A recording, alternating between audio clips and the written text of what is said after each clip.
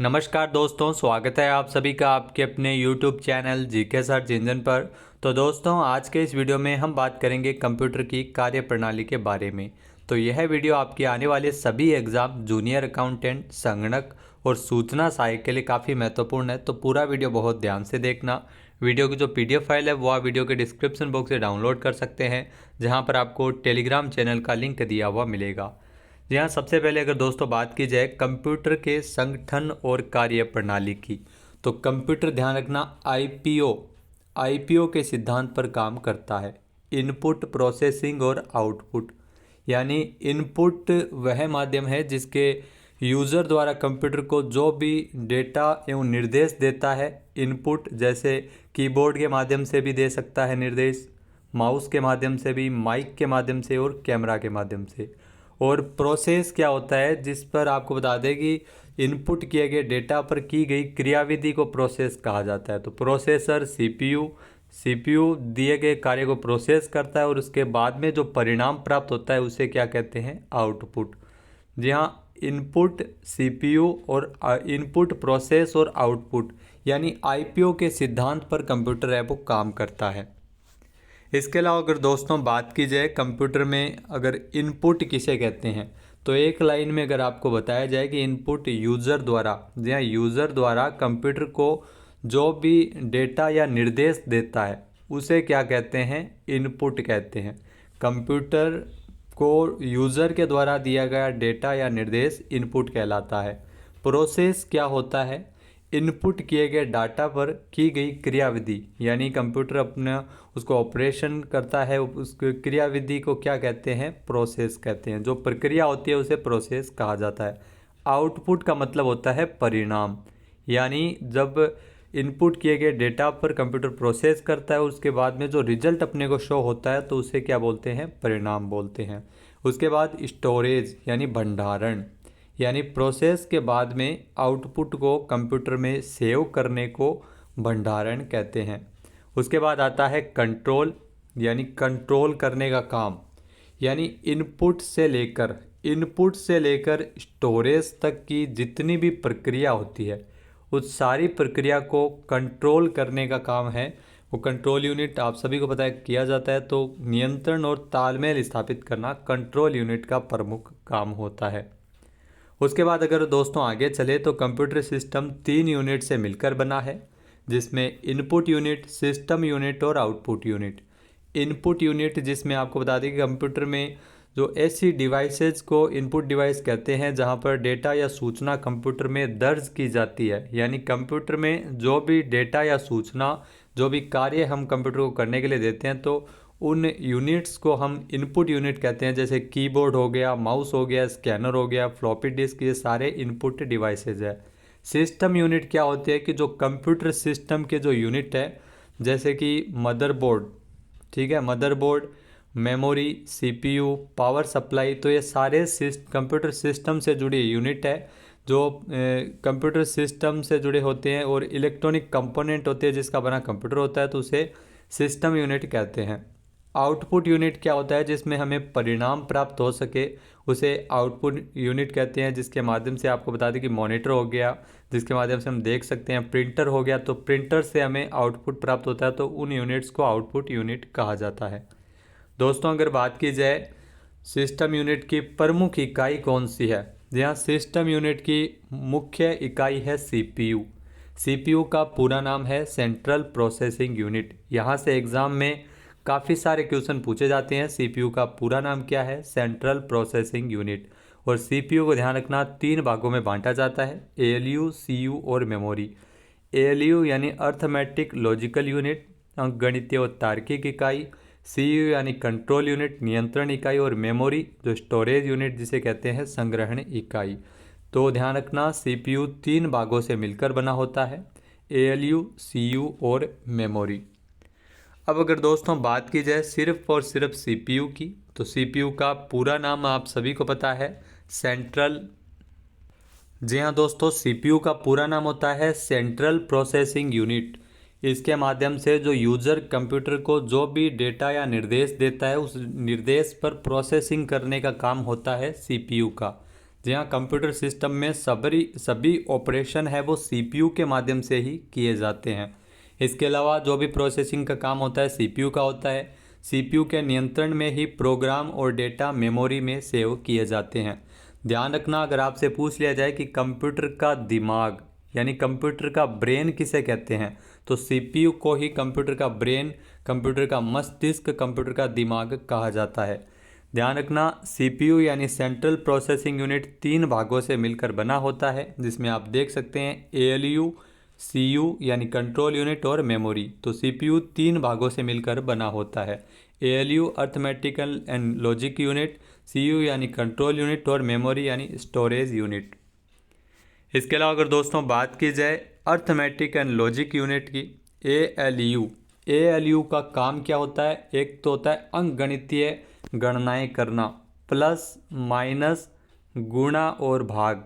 अंकगणितीय गणनाएं करने का काम है वो एएलयू का होता है। प्लस इसके साथ ही तार्किक गणनाएं भी करता है, जैसे बराबर, छोटा या बड़ा, इसका भी गणना है वो एएलयू के माध्यम से किया जाता है। एएलयू में प्रोसेसिंग गणनाओं के दौरान कम समय लगे, इसके लिए एक मेमोरी का प्रयोग किया जाता है, उसे कहते हैं रजिस्टर मेमोरी। ध्यान रखना, रजिस्टर मेमोरी का प्रयोग है वो इसके लिए किया जाता है, जो सबसे तेज़ मेमोरी होती है। तो अर्थमेटिक एंड लॉजिकल यूनिट, इसका मुख्य कार्य अंकगणितीय और तार्किक गणनाएं करना है। उसके बाद अगर दोस्तों बात की जाए नियंत्रण इकाई यानी कंट्रोल यूनिट की, तो यहाँ से भी आपको ध्यान रखना है, पूरा नाम है सीयू का कंट्रोल यूनिट। ये कंप्यूटर सिस्टम के सभी कंपोनेंट्स की गतिविधियों को कोऑर्डिनेट करता है, उनमें तालमेल बनाता है, उन पर कंट्रोल करता है। यानी प्रोसेसिंग जो भी प्रक्रिया होती है उस पर पूरा नियंत्रण है वो कंट्रोल यूनिट का होता है। तो इस हिसाब से हम इसको कंप्यूटर का दिल यानी कंप्यूटर का हार्ट भी कह सकते हैं। कंट्रोल यूनिट को कंप्यूटर का हार्ट भी कहा जाता है। एएलयू कंट्रोल यूनिट की मॉनिटरिंग में ही काम करता है। एएलयू भी ध्यान रखना इसी कंट्रोल यूनिट की मॉनिटरिंग में ही कार्य करता है।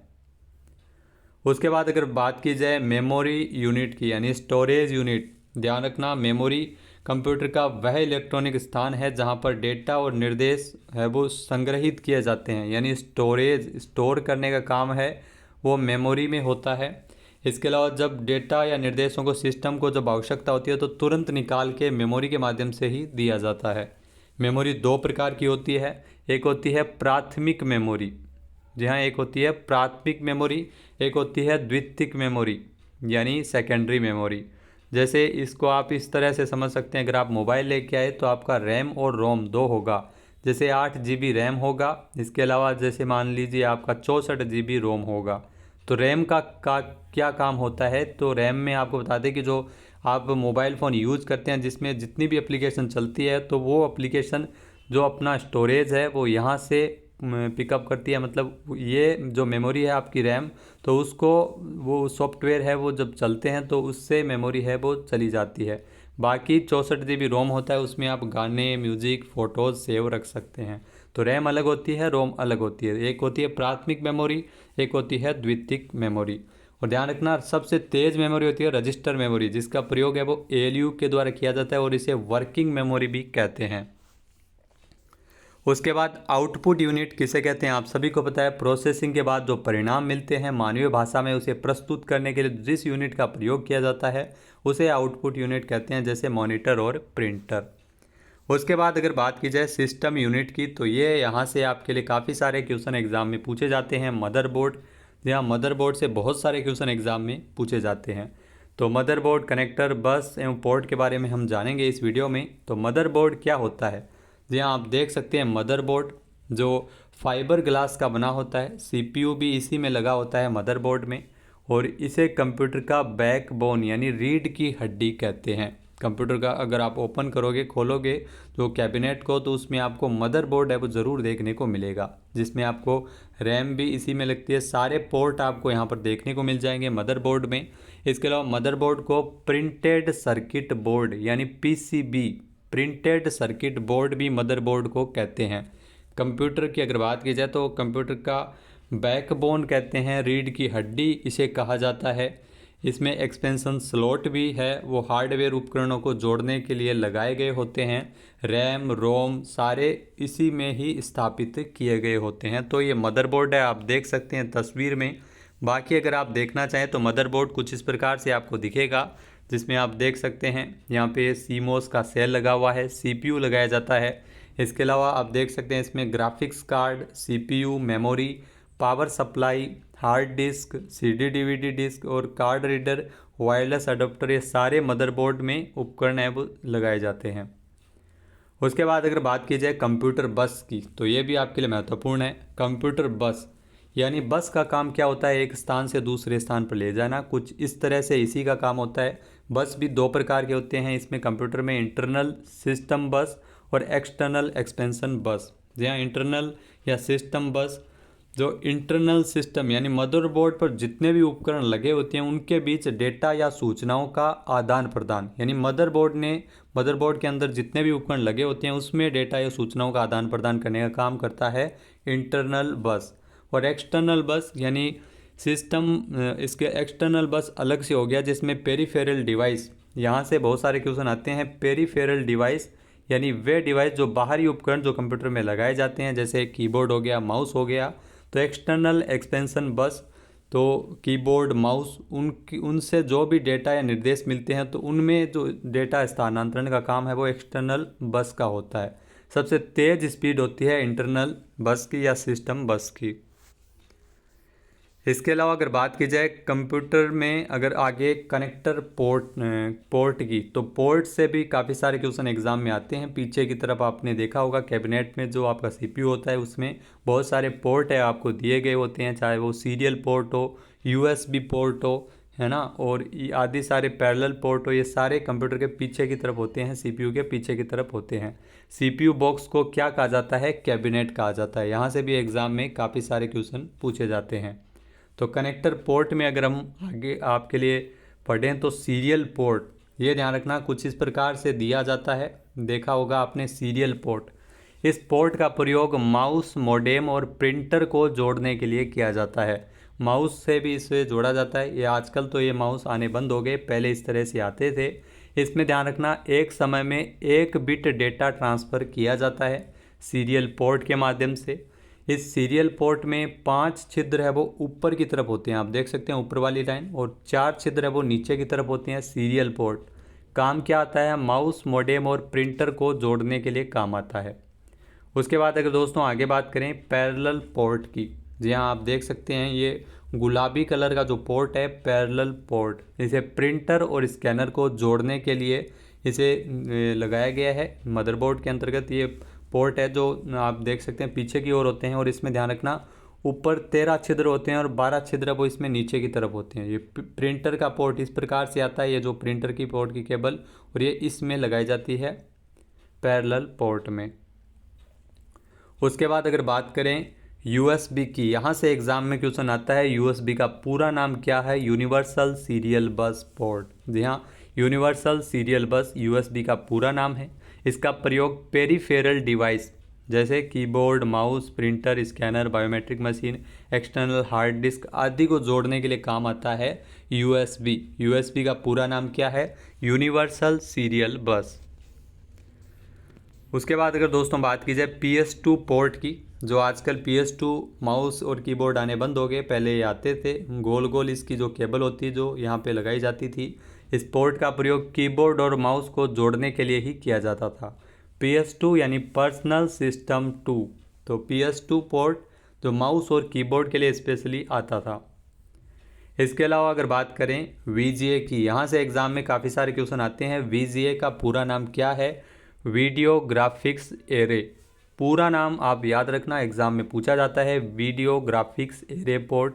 इस पोर्ट का प्रयोग मॉनिटर और प्रोजेक्टर को कंप्यूटर सिस्टम से जोड़ने के लिए VGA पोर्ट का प्रयोग किया जाता है। आप देख सकते हैं VGA केबल कुछ इस प्रकार से आती है, और ये आपके सामने है VGA पोर्ट। इस केबल को इसमें लगाया जाता है, इसके माध्यम से मॉनिटर और प्रोजेक्टर को कंप्यूटर सिस्टम से इसमें कनेक्ट किया जाता है।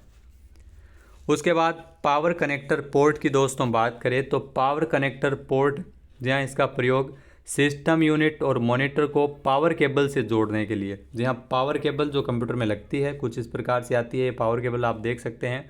तो इसे कंप्यूटर से कनेक्ट करने के लिए ये प्रयोग में लिया जाता है। पावर केबल होती है, पावर कनेक्टर पोर्ट में इसे लगाया जाता है।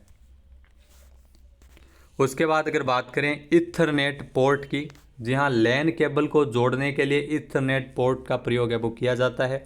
कुछ इस प्रकार से पोर्ट है वो बना हुआ होता है, आप देख सकते हैं कंप्यूटर में पीछे की तरफ होता है सीपीयू में।